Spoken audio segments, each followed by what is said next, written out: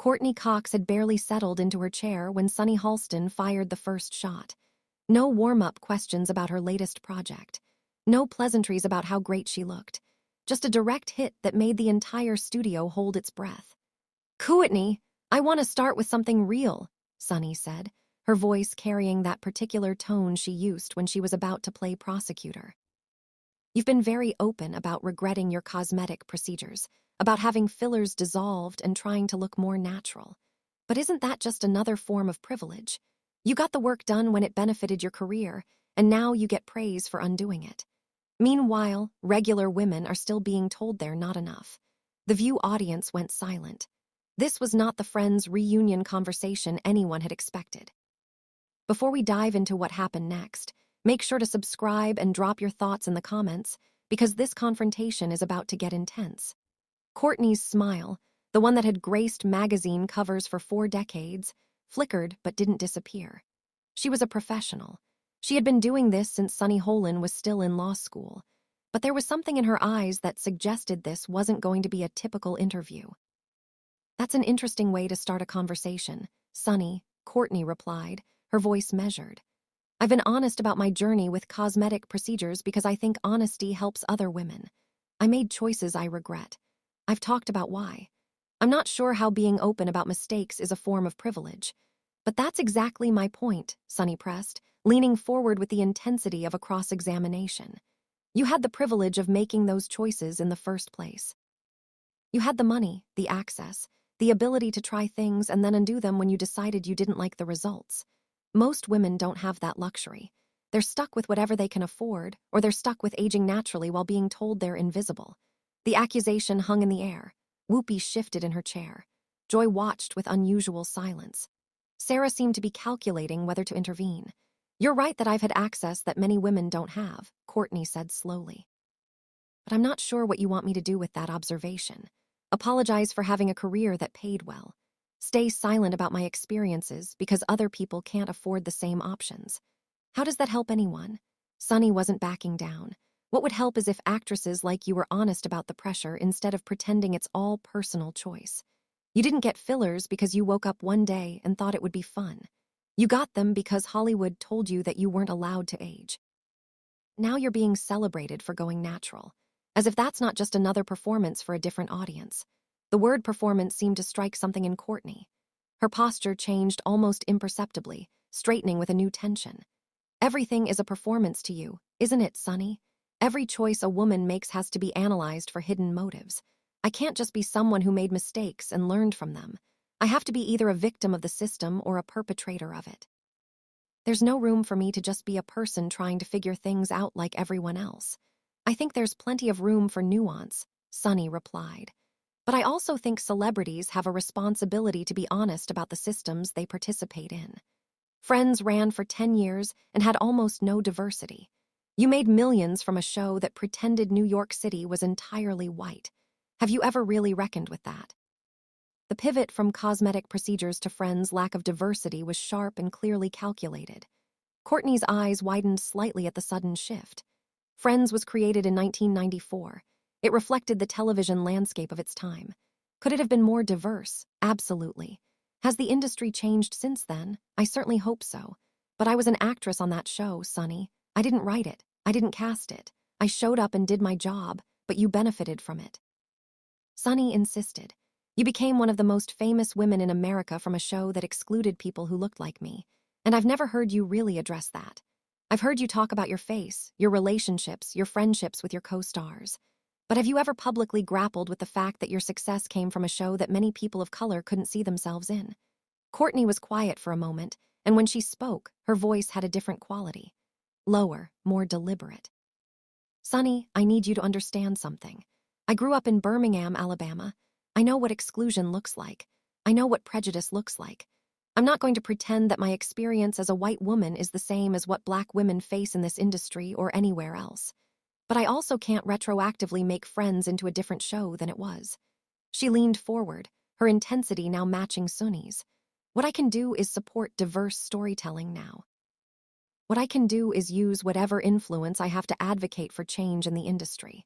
What I can do is be honest about the limitations of the era I came up in without pretending I had the power to single-handedly fix them.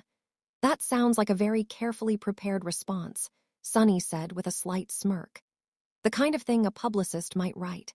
The accusation of inauthenticity seemed to push Courtney past some invisible threshold. Her voice sharpened in a way the audience had never heard from her. You want unscripted, Sunny? Fine, here's unscripted. I'm 60 years old.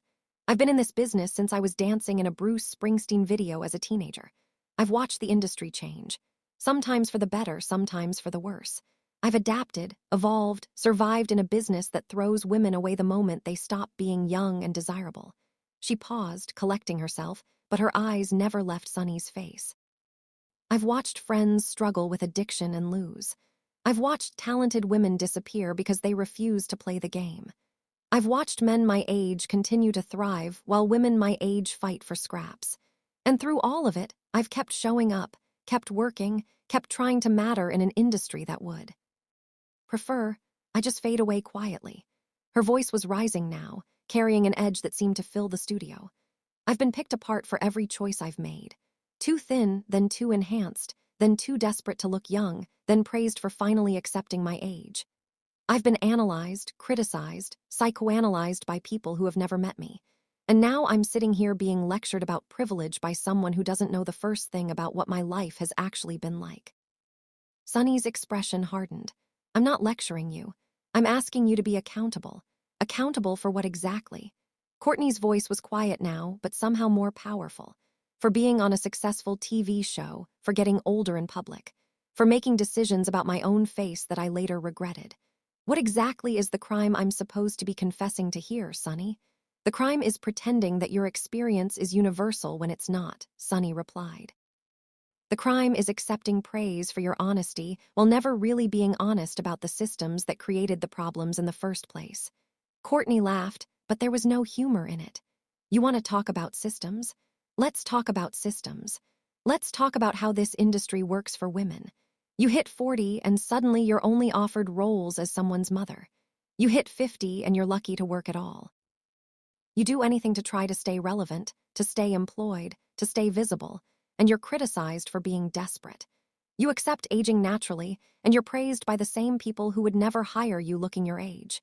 She stood up, and the movement commanded immediate attention. I didn't create that system, Sunny. I survived it.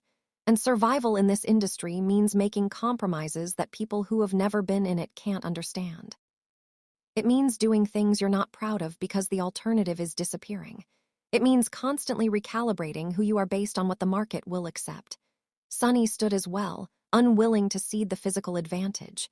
But that's exactly the point. You survived. Many women don't.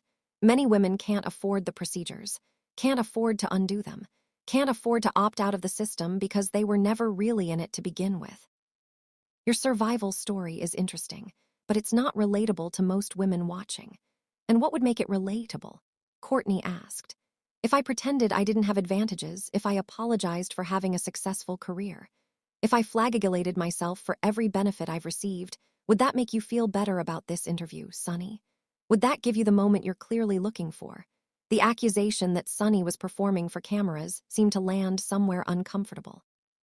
Her expression flickered with something that might have been surprise or might have been anger. I'm not looking for a moment. I'm looking for honesty. You've got honesty, Courtney replied, her voice steady but fierce. You've got a woman standing in front of you who has been completely transparent about her mistakes, her regrets, her struggles with the pressure to look a certain way. What you don't have is permission to use my honesty as a weapon against me. She shook her head slowly. You know what I find fascinating about this conversation? You're attacking me for being privileged while sitting at this table with a television contract that millions of people would kill for. You're lecturing me about the struggles of regular women while wearing designer clothes and full makeup for the cameras. You're demanding accountability from me while never examining your own position in the very system you're criticizing. The counterattack was sharp enough to make several audience members gasp. Sunny's face went through several expressions before settling on defensive anger. That's a false equivalence, and you know it. Is it? You have a platform. You have influence. You have the ability to shape how millions of people think about issues. What are you doing with that power besides tearing down women who have been in this fight longer than you've been on television? Sunny's voice rose. I'm having important conversations about representation and accountability." "No, you're not," Courtney said firmly. "You're creating controversy for ratings. You're using my face, my career, my choices as a springboard for whatever point you wanted to make before I even sat down. This isn't a conversation, Sunny. It's a prosecution. And I haven't committed any crime except being successful while female and aging while visible." Joy finally tried to intervene. "Maybe we should take a step back." "And no, Joy," Courtney said, her eyes never leaving Sunny's face. "I think we should finish this because I came here expecting to have a real conversation about my work, my life, my experiences. Instead, I've been ambushed by someone who seems to think that tearing me down will somehow lift other women up. And I'm not going to sit here and pretend that's okay." She turned to address the audience directly. "I want to say something to everyone watching who has ever been made to feel bad about their choices. We're all just trying to figure it out. We're all making decisions with imperfect information and changing circumstances. Some of us have more resources than others. Some of us have advantages we didn't earn. But that doesn't mean our struggles aren't real. That doesn't mean our regrets aren't genuine. That doesn't mean we don't deserve compassion." Her voice softened slightly, but lost none of its power. "I've made peace with my face. I've made peace with my age. I've made peace with the fact that I'll never look like I did when I was 30. And that's okay. What I haven't made peace with is the expectation that I should feel guilty for existing, for succeeding, for surviving in an industry that does everything it can to destroy women." She turned back to Sunny. "You wanted honesty. Here it is. I'm tired. I'm tired of being analyzed. I'm tired of having every choice I make scrutinized for hidden meaning. I'm tired of being expected to represent all women while also being criticized for not being able to represent all women. I'm just one person, Sunny. I've done my best, and if my best isn't good enough for you, that's something you'll have to work out on your own." Sunny seemed to search for a response. "I think you're taking this more personally than I intended." "Am I?" Courtney's eyebrow raised. "You questioned my honesty. You called my openness a privilege that shouldn't be praised. You implied that my success was built on exclusion. You suggested that everything I've shared publicly is just another performance. And I'm taking it too personally." She gathered her composure with visible effort. "Let me tell you something about being personal, Sunny. This face you're so interested in discussing. I watched it change in ways I didn't expect and couldn't control. I watched myself become someone I didn't recognize in the mirror. And when I finally decided to let go, to accept that I couldn't freeze time no matter how hard I tried, it was one of the hardest decisions I've ever made." Her voice cracked slightly, but she continued. "Not because of vanity, because this industry had spent 30 years telling me that my value was tied to my appearance, because I knew that letting go meant accepting that I might never work again. Because I was terrified of becoming invisible in a world that had only ever seen me as a pretty face with a sitcom role." The studio was absolutely silent now. Even Sunny seemed momentarily stilled by the raw emotion. "I shared that journey because I thought it might help other women who were struggling with the same pressures. Not because I wanted praise, not because I was performing honesty for a new audience, because I remembered feeling completely alone when I was going through it. And I didn't want anyone else to feel that way." She looked at Sunny with something that might have been pity, "But you've taken something that was genuinely vulnerable and turned it into an indictment. You've made my attempt at honesty into evidence of my privilege, and in doing so, you've made it harder for other women to be honest about their own struggles. Because who wants to share their pain when it's just going to be used against them?" Sunny opened her mouth to respond, but Courtney held up a hand. "I'm not finished. You brought up Friends. You asked if I've grappled with its lack of diversity. Let me grapple with it right now in front of everyone. Yes, the show could have been more diverse. Yes, I wish it had been. Yes, I benefit from white privilege in ways that I'm still learning to understand. But I also know that in 1994, when that show started, I was just an actress trying to get steady work. I wasn't in a position to demand changes to the show's makeup. I was grateful to have a job." Her voice grew stronger. "Does that excuse the show's limitations? Does it make me personally responsible for them? I don't think so. But I've used the platform that show gave me to support diverse storytelling ever since. I've produced projects with diverse casts and crews. I've advocated behind the scenes for opportunities for people who don't look like me. That's what I can do. That's what I have done. And if that's not enough for you, I don't know what would be." She straightened her jacket, a gesture that seemed to signal the end of something. I've spent 40 years in this industry. I've been married and divorced. I've raised a daughter. I've watched friends struggle and succeed, and sometimes both at the same time. I've learned that life is complicated and people are complicated, and reducing anyone to a single narrative does violence to their humanity. She looked at the audience one final time. To everyone watching who has ever felt like they couldn't be honest about their struggles because someone would use it against them, I see you. To everyone who has made choices they regret and is trying to do better, I see you. To everyone who is just trying to survive in a world that seems determined to tear you down, I see you. We're all in this together, even when it doesn't feel like it. She turned back to Sunny one last time. I hope someday you'll understand that calling out isn't the same as lifting up. That accountability without compassion is just cruelty with a better vocabulary. And that the women you're trying to speak for might just want someone to understand their struggles, not weaponize them against other women who are struggling, too. And with that, Courteney Cox walked off the set of The View, leaving behind a studio that seemed to vibrate with the weight of everything that had just been said.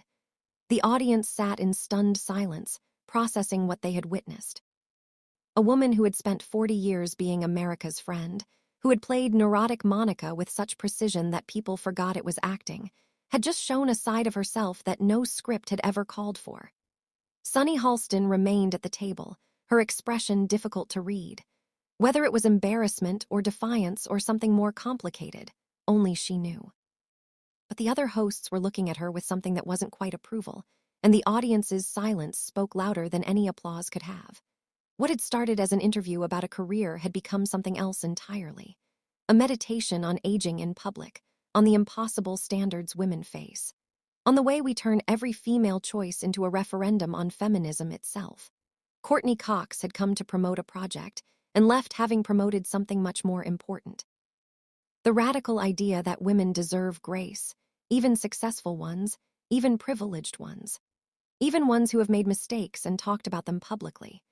The aftermath of that interview would spark conversations across social media and beyond, about who gets to speak for women, about the difference between holding people accountable and holding them hostage, about whether success should require endless apology or whether survival itself was worthy of respect. And somewhere in all those conversations, a simple truth emerged. Courteney Cox had spent 40 years being whatever the industry needed her to be. On that day, for those minutes, she had finally just been herself. And that self was far more interesting, far more complex, and far more inspiring than any character she had ever played.